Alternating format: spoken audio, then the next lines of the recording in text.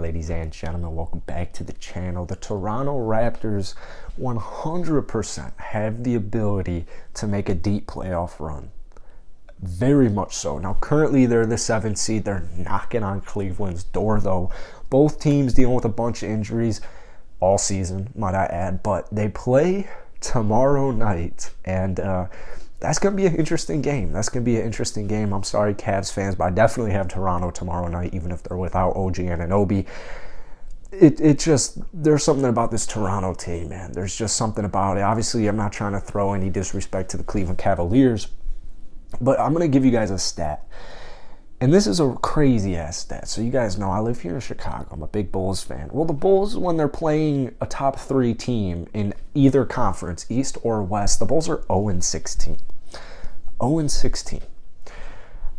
It's not fun. It is not fun. But what I think people don't understand about the Toronto Raptors is they consistently, despite who they have on a night-to-night basis, they constantly, consistently show up against big-time teams in big-time moments.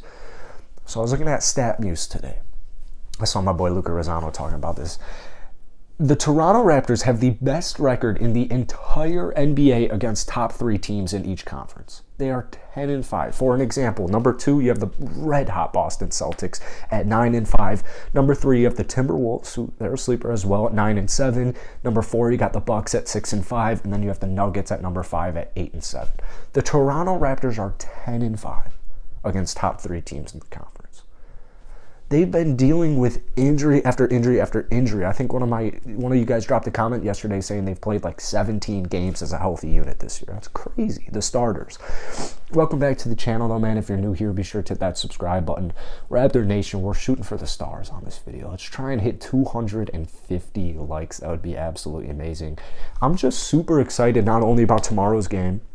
There's 10 games left on the season, and I'll say this, the Raps need OG Anunoby back. They need him back. Every team would want an OG Anunoby on their roster come playoff time. We're looking at 17.5 points per game. We're looking at efficient shooting, both from the 2-point and from the 3-point.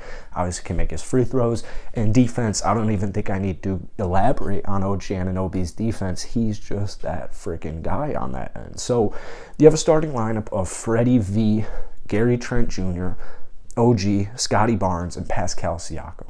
That's one of the best starting 5 lineups in the entire NBA. One of the best. And like I said, they played 15 games so far this season. So looking at Toronto, they're 40-32 on the year. They're pretty middle of the pack in everything. 15th in offensive rating, 13th in defensive rating, 13th net rating. But once again, if you've played 17 games, I suck at math. If you've played 17 games as a healthy unit, and there's 10 games left, you've played like 40 or so, 30 at least games with a non-healthy starting 5 lineup. So, you know, one of the things I've been talking about a lot on this channel is if the Toronto Raptors want to make a deep run, and I'm talking not just the first round, not just make it past the play-in tournament if they fall to the or if they stay at the 7th seed, not just get past the first round. I'm talking if they really want to go deep, I'm talking even Eastern Conference Finals. It would not surprise me one bit. I know it's kind of hard to look back in retrospect, but I know the Phoenix Suns were a phenomenal team last year. I know the Milwaukee Bucks were a phenomenal team last year, but nobody had that specific match, or very few people had that specific matchup meeting in the finals. So what I'm trying to say here is, as crazy, as goofy of a year as we've had all this COVID stuff going on. We've had a ton of injuries across the entire league, like more than I think I've ever seen, to be honest with you. I'll have to get a stat on it, see if that's correct, because players are dropping like flies. I mean, even if it's just for like a game or two, I mean, the Raptors have suffered that. Like every team in the NBA, I can't think of a single team who's stayed healthy throughout the duration. And I know, you know, that's with every season, but good teams, no matter what the injuries you have, they figure out a way to step up. So the point I'm trying to get at here is just because Toronto is currently in the 7th seed in the Eastern Conference, you can't disqualify them. Look at the Boston Celtics, who were number 2 on that list, not 9-5 against a top 3 team in each conference. I mean, before 2022 started, we're looking at like a below 500 Boston Celtics team, a 500-ish Boston Celtics team, and we're having debates, or maybe not you and I, but like sports media, whatever the hell they hosts, they're having debates saying, who should the Celtics trade, Jaylen Brown or Jason Tatum? Because they got to trade one of them. Like, those were the comments going on a couple of months ago. So you can't discredit Toronto, or you can't disqualify them, I should say. But number one, most importantly, got to get healthy. I mean, that's the most important. You need to get healthy. And it looks like they should be healthy come playoff time. I'm not trying to get OG Anunoby rushed back. If it meant you could get the 6th seed and rush OG back, or you could let him get the proper rest to prevent a re-injury and to get him at 100%, and you're the 7th seed, I think I'd take the 7th seed any day of the week.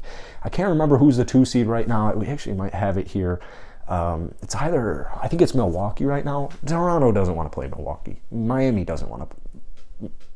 Toronto doesn't want to play. Milwaukee doesn't want to play Toronto. Miami doesn't want to play Toronto. The Bulls don't want to play Toronto. The Sixers definitely don't want to play Toronto.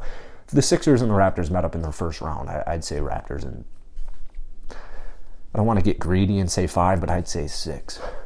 Beginning of the season, I made my prediction saying the Raptors will fall the 5th seed in the Eastern Conference, and they will make it past the first round. I actually had Brooklyn at the 4th seed, and I had Raptors in 6. So personally, I think they're getting to that second round. But like I said, got to get healthy. And number 2, I need contributions from specific bench players. I made a video right after the All-Star break, might have been during the All-Star break, saying if Toronto wants to actually go at it, and keep in mind, they're so ahead of schedule right now. Like, Toronto is so ahead of schedule. If you want to take that next leap this season and really, really make some noise in the playoffs, I needed 2 players, kind of 3 players off of the bench to really step up. The first guy has done exactly so. His name's Precious Achiuwa. Precious Achiuwa, Summer League, preseason, Raptors fans, with no Siakam first 15 games, we're looking at Precious Achiuwa and we're thinking this guy's got it.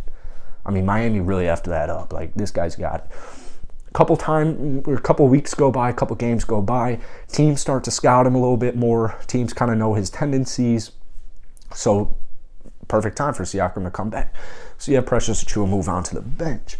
Precious Achiuwa the other night won 20 and 10 and is draining threes like he's Karl Anthony Towns. Maybe that's definitely disrespectful to Cat because he's one of the best big shooting threes I've ever seen, but you can kind of get my point here is Precious Achiuwa spaces the floor.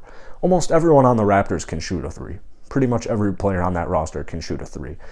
Some of them, like guys like Kem Birch, maybe even throw Precious in there, Scotty Barnes, some of them aren't the most efficient, but they're at least respectable. You at least need to respect that 3. The other 2 players were Delano Banton and Malachi Flynn, who unfortunately both of them really have just kind of been dealing with injuries.